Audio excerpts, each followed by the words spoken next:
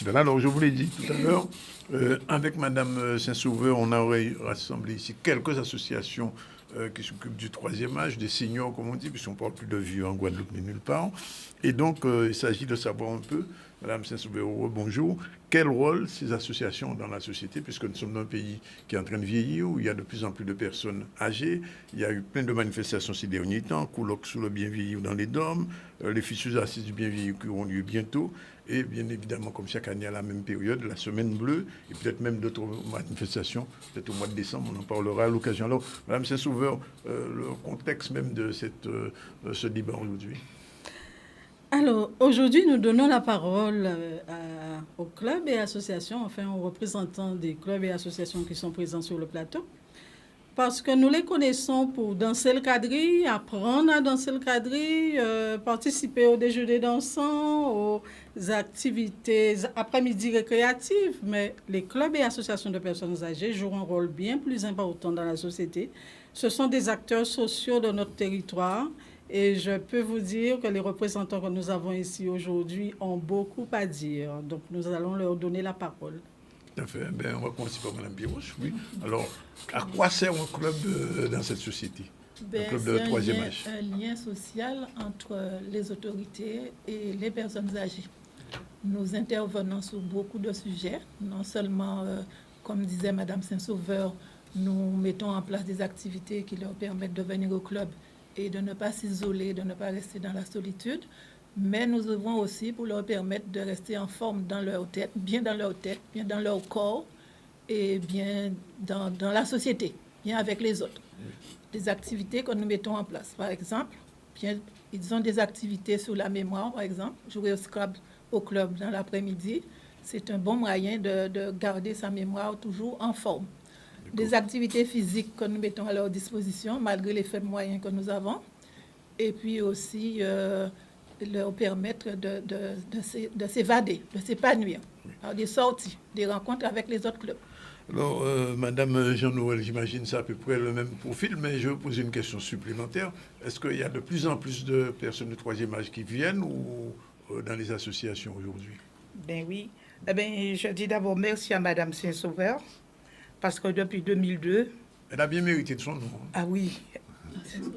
C'est comme nous, plaisir de vivre, de Saint-François. Ça va ensemble. C'est un nom qui m'a été donné par amour. Hein? Ah bon? Ça, je tiens à le préciser.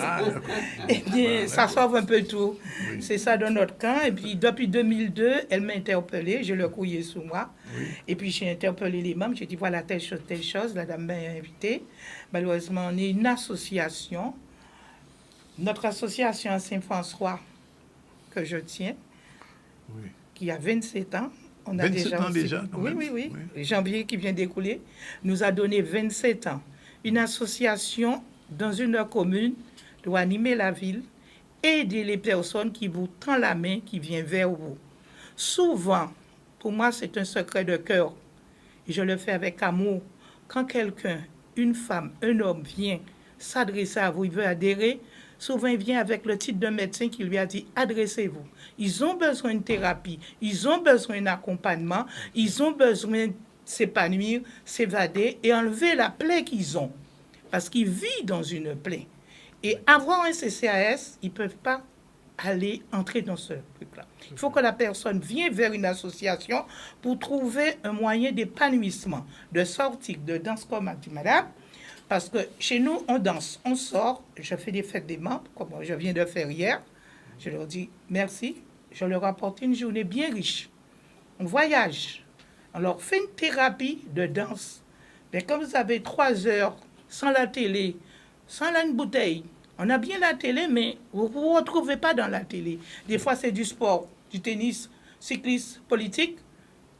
Ça efface pas la plaie. Vous dormez là-dedans. Venez chez nous, on va dans d'autres associations, on échange avec les associations et les associations qui sont parmi nous aujourd'hui sur cette table, j'espère relier aussi les liens avec eux. Justement, j'allais vous poser la question, et je pose la question à M. Lapoural. Tout à l'heure, Mme Pierrot disait qu'avec les faibles moyens, est-ce que, au Lamantin, vous avez tous les moyens qu'il faut pour aider le troisième âge? Vous savez, les moyens que l'on a sont les moyens que l'on se donne Parce que nous, dans notre association, on vit, si vous voulez, de ce que nous faisons. On n'attend pas que des subventions tombent, arrivent pour pouvoir le dépenser n'importe comment. Nous, c'est déjà tout ce que les adhérents nous donnent. Les membres bienfaiteurs qui sont des membres de l'association. Il faut dire quand même que nous avons une pratique de 44 ans. On vient de fêter nos 44 ans. Et ce qu'il faut dire, c'est que dans notre association, il y a une certaine stabilité parce que tous les présidents restent au moins 20 ans. Ça veut dire qu'il y a une continuité donc, dans l'offre que nous avons et que nous donnons à nos adhérents, qu'il y a un suivi et surtout qu'il y a beaucoup d'activités. Parce que moi, je prends un cas simple, pratiquement 2 fois par mois. Nous appelons ça la marche des aînés. Nous allons faire une marche qui dure à peu près 1h30. Quand on revient à l'association, il y a des collations. Ensuite, on part s'habiller, on revient à 9h30 à peu près. Et on a tous les jeux de société qui sont mis à la disposition de nos membres. Ce qui fait que les gens qui sont chez nous, ils le disent. Et d'autres personnes viennent. Vous savez qu'on a eu le problème du Covid qui a pratiquement mis à mal toutes les associations. Mais là, nous, on a repris il y a à peu près 1 mois et demi, mais nous avons déjà des nouveaux membres. Et la preuve, nous venons de faire notre conseil d'administration qui était auparavant de 10 personnes. Et là, les membres nous ont demandé d'élargir parce qu'il y a beaucoup à faire. Et les gens veulent vraiment porter ce qu'ils ont dans le cœur pour permettre le bien-être de tous les adhérents. D'accord. Alors, Madame Nébouchon, Gina Nébouchon, vous êtes thérapeute, j'imagine que des aidants familiaux. Comment vous intervenez avec ce genre d'association? Oui, alors déjà, j'ai envie de vous dire qu'il faut faire attention aux mots qu'on utilise. Puisque souvent on entend parler de vieillesse, on entend parler de vieillissement. Donc il faudra bien comprendre que lorsque l'on vieillit, on commence à vieillir dès l'enfant, dès la naissance. C'est un processus qui est comme cela, c'est naturel. Donc on naît, certes, mais dès la naissance, on commence à vieillir jusqu'à la fin de sa vie. On meurt à 16 ans, mais en tout cas, on a vieilli. Même si on a 16 ans. Ensuite, la vieillesse, c'est tout simplement, ce sont les derniers moments, en fait, de la vie normale, si on peut dire, dès lors où on a atteint les 60-70 ans. Et deuxième chose que je voulais ajouter, c'est qu'aujourd'hui, en thérapie, le mot 3e âge, je suis désolée, on n'emploie pratiquement plus. On dit également 4e âge. Je pense que vous il y a un 4e âge. Oui, le 4e âge existe. Et au niveau de la protection, pour moi, reste le même parce oui, que... on est d'accord. Voilà. Mais en tout cas, aujourd'hui, lorsque l'on parle avec nos aînés, on doit tout de même prêter attention. Parce que qu'est-ce qui se passe? C'est que les 3e âges, ceux qu'on a connus avant, qui sont encore et cohabitent avec les 4e âges. Ça. Mais 4e âge, à partir de quel âge? Mais à partir de 80. À partir de 80 ans. 80, d'accord. Voilà, non, c'est ça. Donc, je reconnais que, par exemple, dans mon cabinet, lorsque je reçois une personne qui commence, en général, lorsqu'ils vont partir à la retraite, la notion de 3e âge, la notion de... Oui, c'est ça. Ça fait écho, puisqu'ils souvent le vivent très mal. Madame a parlé de thérapie, oui, c'est vrai. La musicothérapie, elle est bonne. Danser aussi, l'art-thérapie. D'autres accompagnements peuvent être possibles justement pour accompagner le 3e et 4e âge. Vous intervenez à la demande ou en proposition? Comment ça se passe?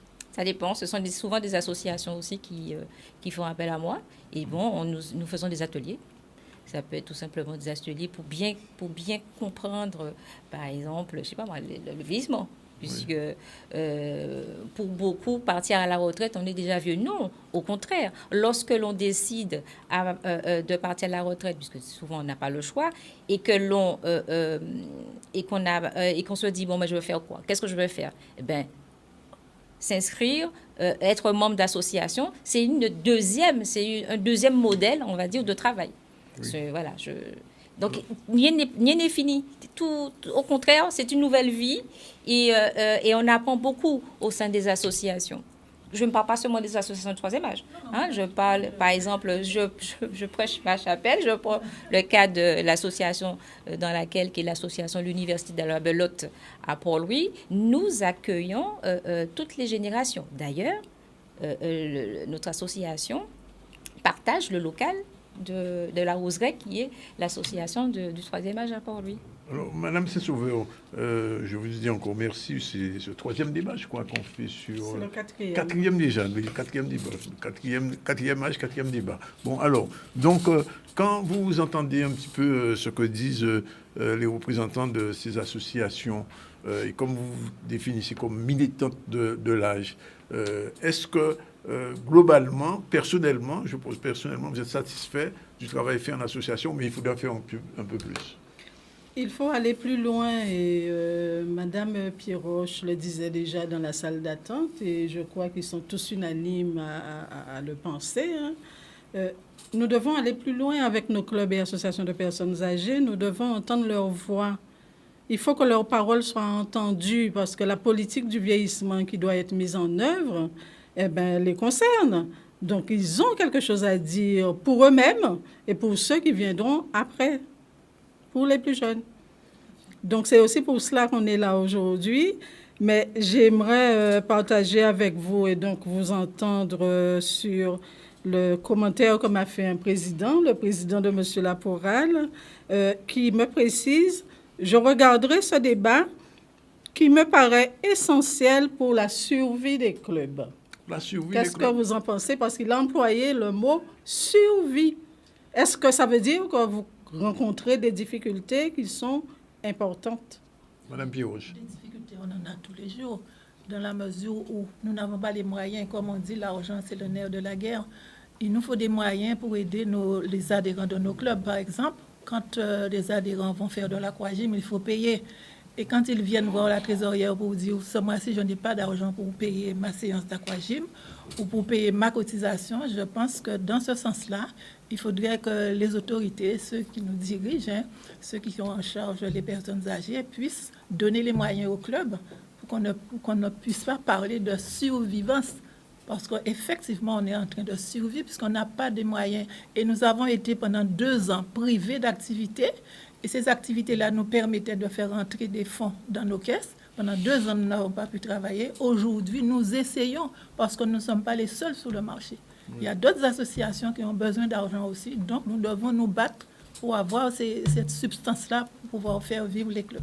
Mais vous voulez dire, je pose la question à Mme Genouette, que par rapport à ces demandes d'aide, d'accompagnement, vous n'êtes pas entendu? En plus, je survis avec nos propres moyens. J'organise des petites manifestations. Et tant que dans mon assurance, je déclare que dans notre association, nous faisons des foires culinaires, nous faisons des petites prestations, nous accompagnons la municipalité dans certaines manifestations. J'ai une chance pour nous, merci, dans notre commune, on a notre local, on a l'eau et l'électricité. Ah, quand même, qui est offert gracieusement. Nous aussi. Vous en avez aussi? Vous avez un local? Voilà. Le local, Bon, oui. c'est déjà pas Mais mal. à disposition, c'est bien. On remercie Oui, monsieur on remercie le maire. C'est une On a ça. participation importante. Oui, tout à c'est fait, un avantage nature qu'il nous donne. Je lui dis merci. Oui. Mais comme on dit les autres membres, qu'on a besoin d'aider les membres à s'évader, à sortir, avec l'augmentation du coût de la vie, eh bien, Saint-François pointe à de 150-200 euros pour le transport, Le transport? pour faire Ah oui. sortir 8 Ça personnes. coûte énormément. Il y a des membres qui veulent et qui ne peuvent pas. Et ils ont que la cotisation de 25 euros qu'ils vous donnent. Avec ça, il faut survivre. Il faut assurer.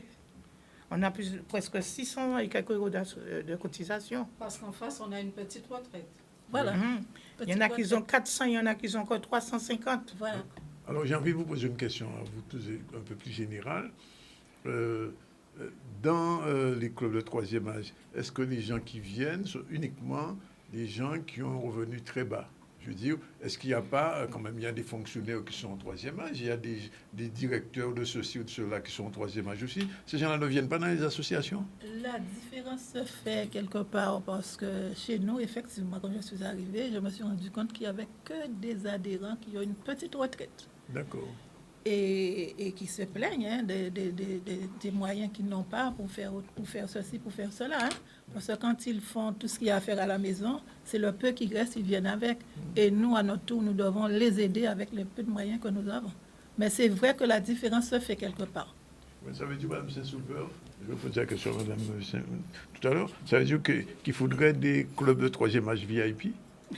Ça veut dire simplement qu'il faut démystifier les expressions autour du vieux, de la personne âgée, parce qu'il y en a qui sont persuadés que les clubs de troisième âge, eh ben, c'est pour les personnes qui... Oui, c'est peut-être un vieux monde, non, pas dans ça. Voilà, quoi. Il faut démystifier. Ce mot est souvent dit. Hein. Ouais. C'est de ça qu'il s'agit aujourd'hui. Monsieur Laporal. Je voulais juste dire quelque chose. Selon la nomenclature de l'OMS, les gens qui ont de 60 à 75 ans, oui. on appelle ça des jeunes seniors. De des 75 seniors. à 90, oui. on appelle des seniors. Et de 90 et plus, ce sont les grands seniors. Ça, c'est la nomenclature de l'OMS. Ah non, c'est même pas le quatrième âge, ni cinquième âge. C'est ça le quatrième âge. Il y a tout ça dedans. Maintenant, à dire qu'il y a que ceci ou cela dans chaque âge, non. Dans l'association, nous avons toutes les nomenclatures. Oui. Ça veut dire de 60, départ à la retraite à peu près, jusqu'à après 90. Parce que quand on travaille dans une association, nous, on s'installe dans la durée. Ça veut dire que les gens qui entrent aujourd'hui à 75 ans, ils vont avoir 80, ils vont avoir 85 ans. Et en plus, ils vont avoir 90. Ça veut dire que ces gens-là, nous les suivons depuis leur entrée jusqu'à ce qu'ils soient incapables ou qu'ils n'aient plus la possibilité de venir, donc, si vous voulez, donc, aux activités que nous faisons. Et en ce cas-là, nous, on protège nos plus grands, ceux qui ne peuvent plus, et on organise des rencontres chez eux, on va à domicile et on va les aider. Ce sont des aides particulières à demander. On fait le maximum donc pour eux. Voilà. Mme Pierroche veut intervenir tout à l'heure. Madame disait tout à l'heure que le vieillissement commence tout après la naissance. Il faudrait aussi que les personnes âgées ne puissent pas faire du vieillissement une fatalité. Les gens croient que vieillir, c'est une fatalité alors que ça rentre dans l'ordre des choses. On prend naissance, on grandit, on vieillit tout au long de notre vie. Mais ne sont-ils pas conditionnés? Ils sont conditionnés par le système. C'est la peur de vieillir qui a conduit à créer tous ces mots-là dont on parle. Senior, jeune senior. Voilà. Je suis vieille. Je suis jeune. Je suis vieille. Je ne peux pas être vieille et jeune en même temps. Non. Je suis vieille. C'est un état d'esprit, la jeunesse. Voilà. Oui. Mais mon corps me rappelle que je vieillis. Je suis vieille. Et on ne pourra entendre la parole des vieux quand eux-mêmes, ils vont se considérer vieux et qu'ils demanderont à ceux qui les dirigent, arrêtez un moment, écoutez ce que j'ai à dire. Vous ne pouvez pas faire pour moi sans moi. Rien pour les vieux sans les vieux. Oui, je pose la question à la thérapeute. C'est le discours que vous tenez aux associations ou bien vous leur dites autre chose? Parce qu'en fait, c'est vrai ce que dit Mme Saint-Sauveur depuis quelques années. Si on dit on est vieille, après, on pas vieille. C'est négatif. C'est négatif, mais... Non, en fait, déjà, moi, j'essaie d'éviter ce mot, comme je peux. Puisque j'ai très bien compris que ça choque. Oui, j'ai très bien compris. Donc, de dire, vous restez... c'est bien de les valoriser et de dire, vous restez jeune malgré tout. Hein. Oui. Non, là, ils aiment bien ça, attention. Hein. Et j'ai eu mon défunt père, c'est pas quelqu'un qui aimait ce mot-là. Oui. Mais c'est lié à quoi ça? Parce que... C'est du conditionnement. Vous pensez? Oui, on a peur de vieillir, on refuse le vieillissement. Donc, je ne suis pas vieux. Oui, mais attendez. Oui, on a peur de vieillir. La fatalité, elle est là. Pour autant, c'est pas parce que j'ai peur de vieillir que je vais tout arrêter. C'est ça le truc. Et en fait, je voulais plutôt revenir sur le comment pour que les associations demeurent et restent en vie. Alors, c'est vrai qu'il y a les politiques. Mais je sais aussi, puisque je suis sûr que vous êtes d'accord avec moi, qu'il y a aussi les privés. Et les associations, surtout, et beaucoup d'associations, et les associations du troisième âge, n'ont pas forcément les moyens de faire des dossiers ou je ne sais quoi. Puisque lorsque l'on a envie de partir en voyage et qu'il y a, je ne sais pas, 80 membres, on n'a pas les moyens, il est bon que les privés accompagnent ces associations et qu'ils comprennent qu'elles n'ont pas forcément les moyens de faire des dossiers. Puisque à chaque événement, ça permet d'être vu. À la fois les associations, mais aussi également le privé. Donc, je voulais vraiment faire cet appel-là et que ces privés comprennent qu'on a besoin de leur soutien. Il y a une question essentielle, c'est un petit peu abordée par Mme Saint-Sauveur. C'est la question du vocabulaire, bien sûr, mais c'est l'estime de soi aussi quand on est une personne âgée, ou vieux, ou senior, ou comme on veut, etc. Est-ce que c'est pas une catastrophe quand même? C'est pas une catastrophe, mais en fait, c'est l'autre qui te met dans ces conditions-là. Oui. C'est-à-dire que... Mais il faut refuser ça. Oui, Madame Biroche, tout à l'heure, monsieur Laporte. Madame Biroche. Oui, alors, par rapport à ce que vient de dire Madame, effectivement, c'est du bénévolat que nous faisons. Nous n'avons pas toujours les moyens d'avoir du personnel performant ou qui puisse nous aider dans le montage des dossiers. Et d'ailleurs, j'ai participé à une formation sur la comptabilité sur 3 jours la semaine dernière et j'ai vu qu'il y a des clubs qui ont tout, alors que nous, à la Rosée-Zénel, nous n'avons rien du tout. Et là, j'ai pu avoir des contacts, des numéros de téléphone. Je sais qu'aujourd'hui, pour que nous puissions avoir des moyens avec les privés, il faut que nous ayons quelqu'un qui puisse nous monter les dossiers. Pour avoir un réseau. Voilà. Monsieur Laporte, rapidement. Alors, je disais juste une chose. Ce qu'il faut dire, c'est que notre société est dominée par le culte de la jeunesse. Quand on regarde sur toujours les affiches, c'est des gens costauds, beaux, jeunes, etc., donc ça donne des complexes. Oui. Et ça crée l'isolement. C'était la première chose. Deuxièmement, on a parlé de comment aider les associations. Oui. Il y a une loi de 2003 qu'ils appellent la loi, je crois que c'est... Comment s'appelle cette loi-là encore? Bon, je vais vous donner le nom tout à l'heure, qui permet, si vous voulez, aux entreprises de mettre à disposition de leur personnel pour aider les associations, en fonction, donc, si vous voulez, de certaines compétences. Par exemple, des compétences informatiques, ça peut être toute autre chose. Mais il faut en faire la demande, il faut savoir que ça existe. La communication. Oui. Alors, on va prendre une petite pause. On se retrouve tout à l'heure pour la suite et peut-être la fin, parce il y a presque 30 minutes. Il est 13h25. Dans un petit moment, il va vous rester quelques minutes pour conclure et annoncer peut-être le 5e débat, puisque c'est que Mme Saint-Sauveur ne va pas s'arrêter là. À tout de suite. Voilà, nous sommes toujours dans le débat sur le 3e âge avec le rôle des associations. Nous avons avec nous 3 associations et une militante du 3e âge, bien sûr, ou des vieux, et puis une thérapeute. On va revenir tout à l'heure vers vous. Tout de suite, retour sur l'actualité avec Iman News. Alors, on revient sur ce débat. Et Madame Saint-Sauveur, j'ai envie de vous poser la question, et je pose la question à l'ensemble des associations. Alors, on a vu que la question de moyens se pose. On a vu que les gens qui sont dans les associations n'ont pas toujours tous les moyens nécessaires, et ceux qui ont les moyens ne sont pas dans vos associations.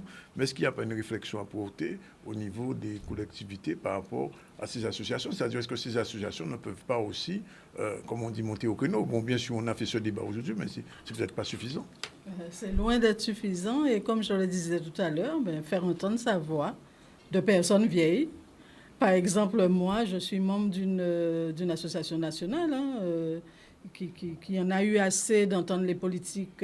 Ce sont des vieux qui se sont mis ensemble pour constituer ce qu'on appelle le CNAV, le Conseil national autoproclamé de la vieillesse, parce qu'ils considèrent que beaucoup parlent en leur nom, mais sans jamais leur avoir demandé ce qu'ils voulaient pour eux-mêmes. Donc, c'est ce qu'il y a lieu de faire. Les événements à venir vous donneront l'occasion, parce qu'il est question des assises du bien vieillir à la fin du mois de septembre. La Semaine bleue, avec sa thématique vieillir ensemble, une chance à cultiver, autant d'occasions pour créer le débat, se faire entendre, et il faut qu'il y ait un débat public sur la question du vieillissement de la population en Guadeloupe. Madame Jean-Noël, qu'est-ce que vous en pensez? Moi, j'ai dit, j'y pensais tout à l'heure, là, il serait bon qu'on fait un petit un séminaire ou un congrès avec l'accompagnement des élus. Et encore surtout avec Canalus. Oui. Pour pas que ça reste un cercle vicieux, que le public et les associations sachent ce qu'on demande pour eux, ce qu'on veut pour eux, et qu'on soit représenté dans une salle avec un congrès. Oui. avec des élus et les présidents d'associations. Monsieur Laporal, alors, moi je pose une question un petit peu plus générale. Est-ce qu'il existe en Guadeloupe une fédération des associations de personnes âgées? Je sais que ça existe, nous aussi nous en faisons partie. Oui. Oui, Mais ça existe. je Mais est-ce pense qu'on que ça n'entend pas? fonctionne aussi. Hein. Alors, j'ai tenté vainement d'inviter le président de la Fédération des personnes âgées ou un de ses représentants et je n'ai pas réussi à l'avoir, malheureusement. C'est pas qu'il a refusé. Non, je n'ai pas réussi à lui parler, à l'avoir au bout du fil. Parce qu'en fait, oui, Madame Pierrot, on sent bien que... On sait qu'il y a une échéance qui arrive 2030. On dit que la Guadeloupe sera apparemment le département où il y aura le plus de personnes âgées. Oui. Est-ce qu'il faut attendre que 2030 arrive? Est-ce que la réflexion commence dès maintenant? Mais avec qui fait-on cette réflexion? Oui. Les clubs des aînés sont là, on est là, on attend qu'on nous interpelle, hein, qu'on nous demande de venir dire Mais est-ce que ce n'est pas l'inverse qu'il faut faire? C'est-à-dire, c'est à vous d'interpeller. S'il faut qu'on interpelle, on se mettra ensemble et on va interpeller. Bon, la raison pour laquelle aujourd'hui, je demande à madame qu'on puisse se rencontrer en dehors de cette réunion, qu'on se mette ensemble pour voir qu'est-ce qu'on peut faire, parce qu'il est temps qu'on se mette autour d'une table et qu'on réfléchisse sur ce que demain, parce qu'on ne va pas rester entre vieux en 2030. Ah ben, j'imagine. Et je serai à vos côtés. Gina Nébouchon, qu'est-ce que vous en pensez? Alors, notre association, l'Université de la Belote, justement, organisera à l'occasion de la Semaine Bleue une conférence sur le vieillissement. Oui. Et bien évidemment, nous allons nous rapprocher de toutes ces personnes, hein, et bien évidemment vous aussi, afin d'en parler, quoi. Puisque, bon, pour l'instant, on a le nom de nos futurs intervenants. Et en tout cas, il faut mettre les choses en place. Mais il est clair que nous ferons cette manifestation-là. Parce que nous avons besoin de sensibiliser. Je reviens un petit peu sur, pas un vieux débat, mais enfin une question qui a été posée tout à l'heure. Je m'adresse à Iman qui est coach et qui reçoit des gens d'une manière générale pour les accompagner. D'une manière générale, ce sont des personnes jeunes ou des personnes plus âgées, la clientèle? Alors, moi, ma clientèle est relativement jeune et c'est vrai que c'est principalement des femmes. Mais la question du vieillir, c'est quelque chose qui me concerne puisque à la base, j'ai une formation d'infirmière, donc je côtoie en fait les personnes qui sont en âge, on va dire, élevé, pas vieil âge ou pas vieille personne.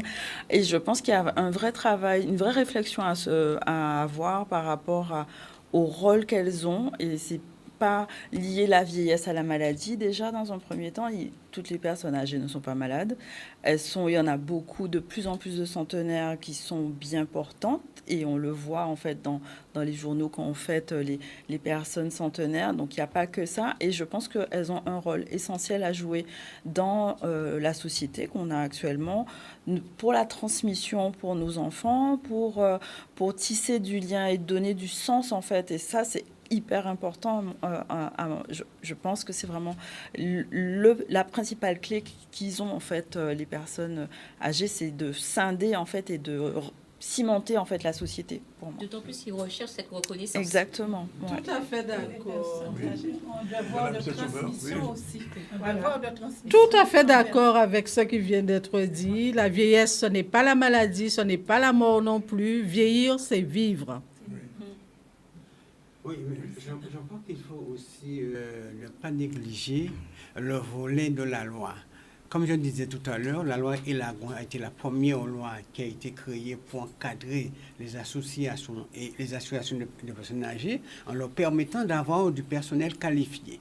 Oui. Mais il n'y avait que les grosses sociétés qui pouvaient le faire. Maintenant, la loi de 2022 qui vient d'être votée en février là, va permettre à toutes les structures, y compris les EPCI, les conseils régionaux, les conseils départementaux, de mettre à disposition des associations du personnel qualifié pour faire la formation des gens qui sont dans les associations. Et moi, je dis qu'il est beaucoup plus important d'avoir du personnel qualifié qui fait de la formation, qui fait de la transmission de savoir, que d'avoir de l'argent. Et donc, il n'y a pas longtemps, ça a duré 6 mois, le gouvernement a mis en place un conseil de ça, de fonctionnaires, de gens des impôts, etc. Et ils ont fait, donc si vous voulez, ce qui va être la nouvelle loi pour encadrer les associations avec, je vous dis tout de suite, il faudra à peu près, comme le dit la loi Libault, il faudra à peu près 1 milliard par année, non, même pas 10 milliards par année, pour pouvoir, si vous voulez, encadrer ce système. Et donc, l'État a vraiment mis les petits pas dans les, comme on dit, et est prêt, donc, si vous voulez, à faire ce fonctionnement-là. Ce sera maintenant à nous, associations, à se rapprocher des gens qui ont ces compétences-là, qui ont ces possibilités, pour pouvoir leur demander, pas de leur faire en gauche, hein, pour pouvoir leur demander ce qui va être dû et ce qui a été voté pour les associations. Bien. Madame Saint-Sauveur, on va conclure.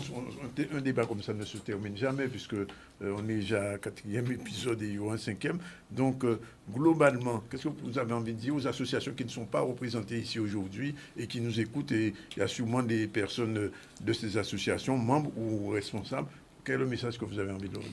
Bien qu'ils se rapprochent de nous et puis de nous tous qui sommes là. Hein. Nous sommes de différentes communes. Et puis qu'ils se fassent entendre, en tout cas qu'ils essayent de se faire entendre à l'occasion des événements qui vont avoir lieu, comme je disais tout à l'heure, les assises du bien vieillir fin septembre, et puis la semaine bleue, créer le débat avec, créer le débat dans leur environnement, certainement en invitant leurs élus, en invitant d'autres, hein, voilà, se faire entendre. Et je crois que Mme Piroche a bien compris ça. Hein. Oui, puisque moi, j'ai pris rendez-vous avec le CCAS de la ville de Maunalo et j'ai demandé un rendez-vous au maire aussi afin de présenter nos doléances, voir est-ce que nous aurons peut-être du personnel ou bien des personnes pour nous aider, par exemple, à monter des dossiers. Elle a dit qu'il va y avoir des personnes. Voilà. Normalement, c'est prévu. C'est prévu par la loi, effectivement, mais la commune de Maunalo a mis en place une série de formations pour les associations, les dirigeants des associations. Cette série a commencé il n'y a pas longtemps. Maunalo Saint-François vont se rencontrer désormais avec Lamentin. Oui, on va se rencontrer. On a toujours confusion dans nos invitations, je le dis pour le profit dans la tête, entre la joie de vivre et le plaisir de vivre. Absolument. Souvent, il y a le plaisir de vivre. Mais écoutez, un dernier mot. Je voulais juste dire que les jeux de cartes, dont la belote constitue en tout cas une activité pour tous. Et le vendredi 7 juillet, nous invitons toute la population à nous rejoindre au tournoi de belote par équipe à Port-Louis. Bien, c'est dit, Madame Saint-Sauveur, merci pour votre 4e débat. On attend la suite.